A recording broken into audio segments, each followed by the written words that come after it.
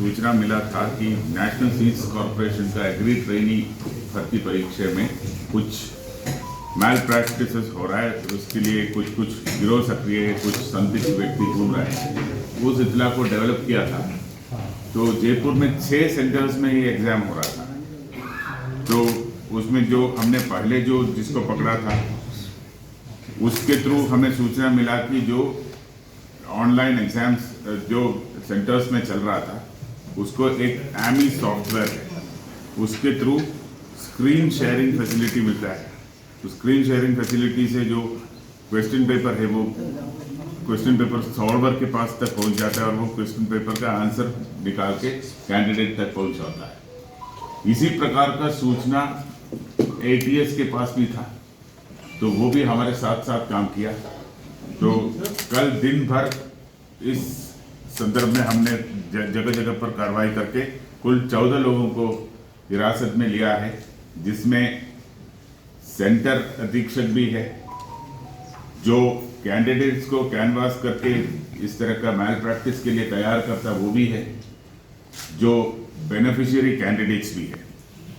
तो इसमें और कुछ लोगों का भी नाम सामने आया है, तो उसके भी हम तलाश कर रहे हैं। तो बिल्कुल ऑर्गेनाइज गैंग है और अभी हमारा पास जो सूचना है उसके अनुसार ये गैंग ऑपरेट करता जब विंडोज के ऑपरेटिंग सिस्टम के थ्रू जो एग्जाम्स कंडक्ट होता है उसी तरह का एग्जाम्स को कॉम्प्रोमाइज करने के लिए इनके पास टेक्नोलॉजी है। वो टेक्नोलॉजी को मिसयूज करके इस तरह का मैल प्रैक्टिस करवा रहा है। कंप्यूटर बेस्ड ये एक्चुअली एक ऑफलाइन टेस्ट है, लेकिन उसका टीम व्यूअर से इसका पूरा जो सूचना है वो जो बाहर जो बैठे थे सॉल्वर उधर तक पहुंच गया, तो वो सॉल्यूशन देके अंदर जो कैंडिडेट बैठे थे उनको प्रदान किया था।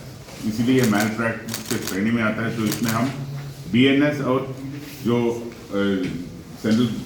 नया जो सेंट्रल एक्ट आ गया है जो एग्जाम मैल प्रैक्टिस का संबंध में, वो दोनों एक्ट्स को हम शामिल करके इनके खिलाफ मुकदमा दर्ज किया।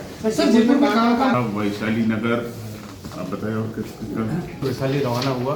बाद में वो दोनों तो मुख्य संरचना तो भागने में सफल रहे, लेकिन उनके अन्य साथियों की जब रेड दबिश की गई तो मोहना इलाके में और शास्त्री नगर इलाके में रेड उसी क्रम में कंडक्ट की गई, जिसमें शास्त्री नगर SHO और चित्रकूट SHO इनका लगातार सहयोग किया गया। तो कई जगह पे रेड हुई। उसके बाद में इसी दौरान ATS SOG की टीम के द्वारा भी रेड की गई। उनकी सूचना साझा के बाद एक समन्वयकारी योजना बनाई गई।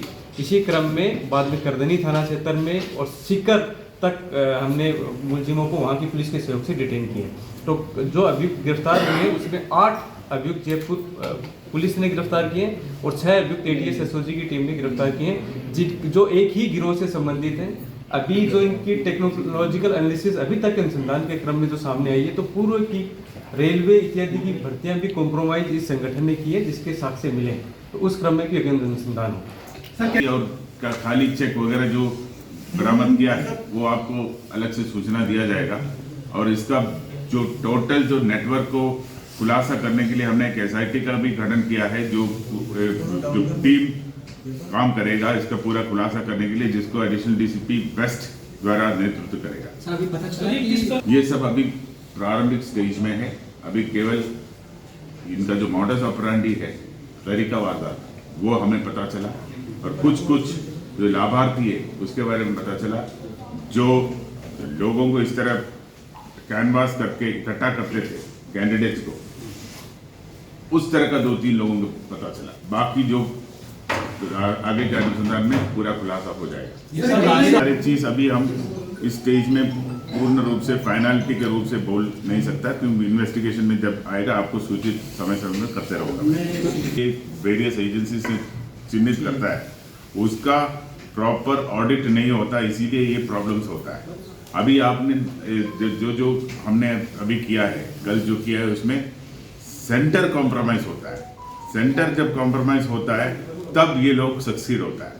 अगर सेंटर पूरा सैंक्टिटी के साथ अगर काम करता है, इस तरह का गिरोहों का कोई काम सफल नहीं होता है। सर एक चीज और ये पूछ रहे रेलवे के एग्जाम के बारे में 10 दिन पहले हुआ था, उसमें जो कैंडिडेट पकड़ा था वो उनके पास ब्लूटूथ डिवाइस था, उसका आगे ब्लूटूथ डिवाइस कौन सप्लाई किया, किसके माध्यम से उसको सहयोग मिला, इनपुट मिला, वो अभी अनुसंधान जारी है उस संबंध में। जब उसका पूरा सामने आएगा तो आपको बताएंगे। अभी प्रीमेच्योर है इस स्टेज में आपको जवाब देना। सर ये इसके जहां जहां कल एग्जाम्स हुआ है उनका पूरा हम तस्दीक कर रहे हैं, क्या क्या एग्जाम्स पीछे हुआ है, उसमें इनका कोई लिंक था, ये सब हम टेक्निकली हम एनालाइज करके स्थापित करेंगे।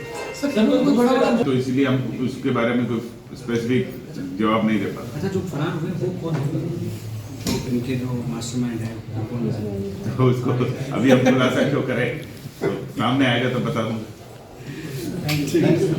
उस पर सभी अन्य एजेंसियां भी इसमें सम्मिलित हैं। उनको आगाह करना चाहते हैं कि जिस तरह की ऑनलाइन एग्ज़ाम हो रही जो कंप्यूटर सिस्टम पे हो रही है लेकिन ऑफलाइन हो रही है, जो सीडैक इत्यादि के माध्यम से या टीसीएस जैसी इंस्टीट्यूशंस एग्ज़ाम करा रही हैं और ये कुछ एग्ज़ाम इस तरह की हुई, उसमें अगर हम इस गैंग की मोडस ऑपरेंडी का अध्ययन करें तो इस ऑफलाइन एग्ज़ाम में इंटरनेट का चलना, रिमोट सर्वर से उस कंप्यूटर की स्क्रीन को शेयर किया जाना, ये एक हम कह सकते हैं कि लूप होल था जिसका फ़ायदा उठा के मिलीभगत करके इस तरह का अपराध कारित किया गया। जितनी भी एग्ज़ाम किसी भी कंप्यूटर सर्वर सिस्टम पे हो रही है उसका किसी भी सूरत में इंटरनेट इस्तेमाल के द्वारा रिमोट एक्सेस से बाहर जाना, ये एक एसओपी इसमें मजबूत बनाए जाने की ज़रूरत है, जिसमें एटीएस, एसओजी और जयपुर पुलिस लगातार साथ में काम कर रही है ताकि आगे से भविष्य में इस तरह का कार्य नहीं हो पाए कि कोई किसी तरह का कंप्यूटर सिस्टम इंटरनेट से कनेक्टेड हो जिसका एक्सेस कहीं भी बाहर दिया जा सके। तो ये एक मुख्य अनुसंधान का हमारा विषय रहेगा। दूसरा, रात को ही जिन सेंटर्स की संदिग्ध भूमिका पाई गई, एफएसएल की टीम द्वारा समस्त सेंटर्स पे विजिट कराया जाएगा, समस्त कंप्यूटर जो सर्वर सिस्टम है उनका फोरेंसिक एनालिसिस कराया जाएगा ताकि हम टेक्निकली ये पता कर पाएँ कि कितनी सारी सिस्टम्स हैं जिनका इस्तेमाल हुआ और किस हद तक इस्तेमाल हुआ, जिसमें अभी संपूर्ण जांच के बाद ही तथ्य सामने आए। ये सब पहला